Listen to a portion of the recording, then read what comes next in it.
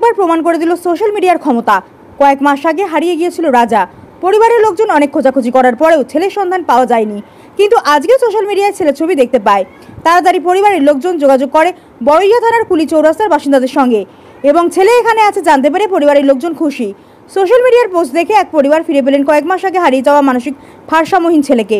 শনিবার দুপুরের এই ঘটনা বড়ইয়া থানার কুলি চৌরাস্তা মোড়ে। স্থানীয় সূত্রে জানা গিয়েছে, ওই নাবালক ভারসাম্যহীন ছেলেটি প্রায় এক মাস ধরে কুলি এলাকায় ঘোরাঘুরি করছিল। স্থানীয় দোকানদার সাবির শেখ এই ঘটনা দেখে ফেসবুকে পোস্ট করেন। এরপর এদিন দুপুরে রাজা শেখ নামে ওই নাবালকের পরিবার সেখানে পৌঁছয়। স্থানীয় বাসিন্দা ও পুলিশের সঙ্গে যাবতীয় নথি দেখিয়ে নাবালককে নিজের বাড়িতে নিয়ে যায়।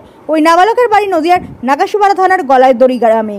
নাবালকের বাবা আপিল শেখ বলেন, কয়েক মাস আগে ছেলে হঠাৎ করে নিখোঁজ হয়ে যায়।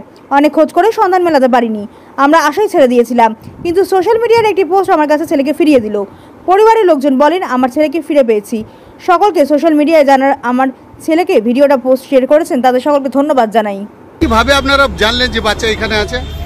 আমরা এখানকার লোকের কাছ থেকে আমরা যোগাযোগ করছি, ফেসবুকে প্রচুর ছবি ছেড়েছি। ফেসবুক দেখে ছবি দেখে আপনারা যোগাযোগ করলেন? কি নাম আপনার বাচ্চার? রাজা শেখ। কবে হারিয়েছিল?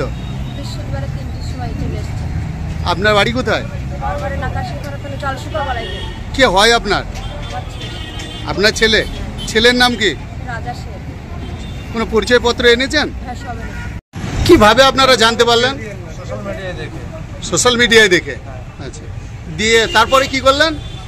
এখানকার সিপি ফোন করেছিল, যোগাযোগ করে সোশ্যাল মিডিয়ায় দেখে, ফেসবুকে দেখে, তারপরে যোগাযোগ করে এখানে আসলাম। কে হয় আপনার? যে কতদিন আগে হারিয়েছিল? আপনার নাম? বাড়ি কোথায়? বেদোয়া রোড।